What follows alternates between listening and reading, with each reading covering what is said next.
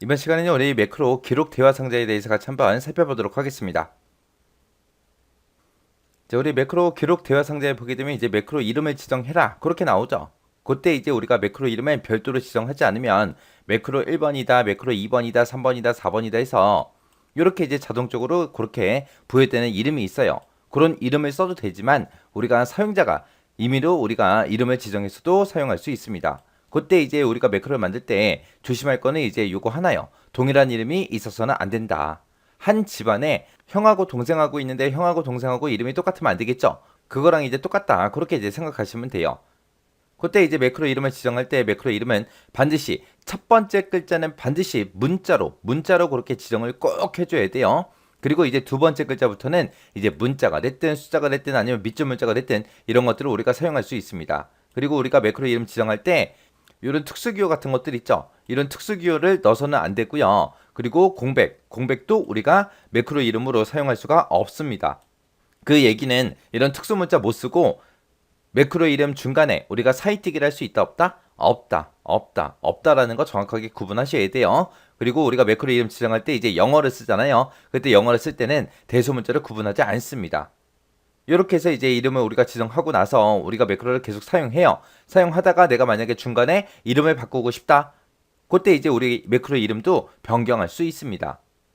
그래서 시험 문제에서 매크로 이름 지정하는 거 이거 많이 물어보니까 이것들은 꼭 기억하셔야 돼요. 특히 이제 기억해야 되는 게 첫 번째 글자는 반드시 문자로 지정해야 된다. 요거 정확하게 기억하시고 두 번째 글자부터는 이제 문자가 됐든 숫자가 됐든 밑줄 문자를 사용할 수 있더라. 근데 우리 특수 문자는 쓸 수 있다 없다? 없다. 그리고 중간에 사이띄기, 공백은 집어넣을 수 있다 없다? 없다. 그리고 매크로 이름에서는 대소문자 구분한다 안 한다? 안 하더라. 그리고 중간에 우리가 매크로 이름을 변경시킬 수 있다 없다? 있다. 요거 잘 기억하셔야 돼요. 그 다음에 이제 바로가기 키 지정하는 거요. 우리가 매크로를 만들 때 이제 바로가기 키, 단축키도 우리가 설정을 해줄 수 있습니다.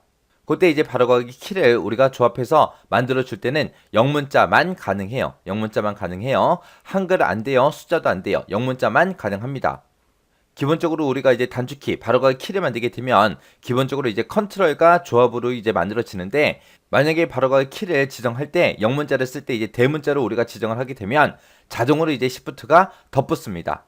그래서 지금처럼 이렇게 이제 소문자 A를 쓰게 되면 이제 컨트롤 A가 이제 나의 단축키가 되는 거고요. 만약에 대문자 A를 썼다. 그랬을 때는 이 중간에 시프트가 이렇게 이제 자동으로 덧붙어요. 그래서 대문자로 쓰게 되면은 그때 이제 단축키는 컨트롤 시프트 A요. 그래서 소문자 영어를 쓰냐 대문자 영어를 쓰냐 거기에 따라서 앞에 조합되는 게 달라요. 소문자를 쓰면 컨트롤만 붙고 대문자를 쓰게 되면 컨트롤 시프트가 같이 붙습니다.